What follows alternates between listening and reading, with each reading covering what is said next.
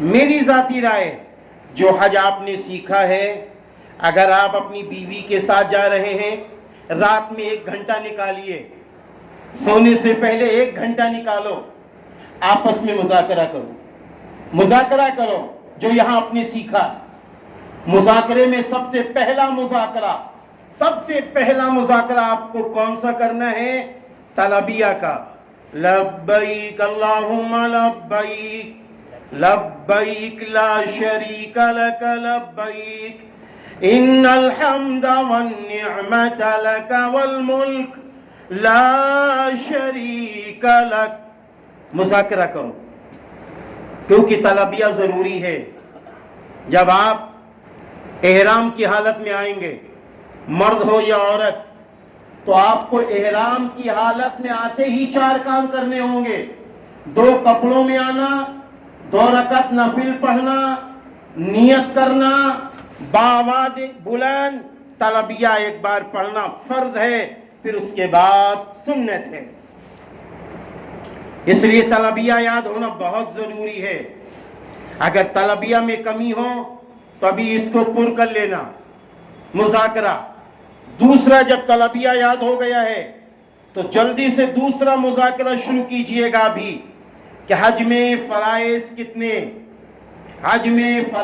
کتنے، اپنی بیوی سے کہو کتنے فرض ہیں وہ بتائیں، پھر آپ بتائیے، مذاکرہ کیجئے جو ضروری چیزیں ہیں پہلے، اس کے بعد فوراً واجبات پر آ جائیے۔ کتابیں آپ کے پاس ہیں، کہیں بھول رہے ہیں، کہیں نہیں یہ واجب چھوٹ رہا ہے۔ پھر جب واجبات کو آپ نے اپنے ذہن میں بٹھا لیا، اب آپ دم نہیں دیں گے انشاءاللہ، اب آپ کا حج ہو جائے گا۔ لیکن کیا ہی پیارا حج ہوگا جب سنتوں کا گلدستہ لے کے آپ جائیے۔ ہمیں تو اپنے نبی سے محبت ہے، کیوں؟ اس لیے کہ اللہ اپنے نبی کو سب سے زیادہ چاہتا ہے۔ اللہ تعالیٰ اپنے نبی کو بہت چاہتا ہے، اتنا چاہتا ہے کہ اللہ تعالیٰ نے قرآن میں فرما دیا، قُلْ إِن كُنتُمْ تُحِبُّونَ اللَّهَ فَاتَّبِعُونِي يُحْبِبْكُمُ اللَّهُ وَيَغْفِرْ لَكُمْ ذُنُوبَكُمْ وَاللَّهُ غَفُورٌ رَحِيمٌ۔ اے نبی کہہ دو، اگر تم اللہ کی محبت کا دم بھرتے ہو پس تم میری اتباع کرو، یحببکم اللہ، وہ اللہ تم سے محبت کر لے گا، وَيَغْفِرْ لَكُمْ ذُنُوبَكُمْ، اور وہ اللہ تمہارے گناہوں کو معاف کر دے گا۔ اللہ غفور الرحیم ہے۔ تو میرے بھائیوں، اللہ تعالیٰ نے ہم کو آپ کو توفیق دی نا۔ بولو میرے بھائیوں، حج کی توفیق کیسے ملی؟ اللہ کی جانب سے۔ اب کوئی یہ کہے کہ ارے یار میرے پاس تو مال ہے، میں نے تو 4 لاکھ کے آس پاس کا انتظام کر لیا، اپنی بیوی کو ملا کے 10 لاکھ کا، تبھی تو جا رہا ہوں۔ تو میں آپ سے پوچھتا ہوں کہ کتنے کروڑ پتی ہمارے وطن میں موجود ہیں، شہر سیتاپور میں موجود ہیں، وہ انتظار ہی کر رہے ہیں، لیکن حج کی توفیق نہیں مل رہی۔ حج کی توفیق اللہ کی طرف سے ہے۔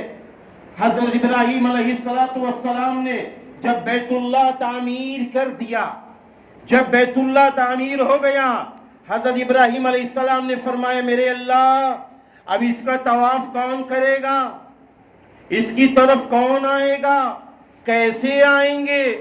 حج کیسے لوگ کریں گے؟ اللہ نے فرمایا، ابراہیم آواز لگا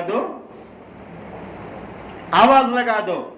فرمایا، میرے اللہ میری آواز تو پست ہے، کمزور ہے، میرے اللہ میری آواز کیسے گونجے گی؟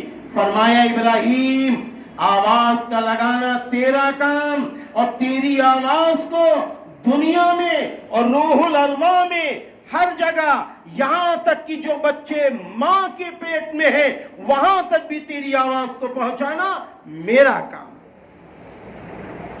اب جب اس وقت حضرت ابراہیم علیہ السلام نے آواز لگائی تو جن حضرات نے حج کیا ہے یا حج کرنے جا رہے ہیں، ایک بار کہا لبیک، ایک حج کر رہا ہے، لبیک 2 حج کر لیا، لبیک 3 حج کرے گا، 20 بار لبیک کہا ہے، 25 بار لبیک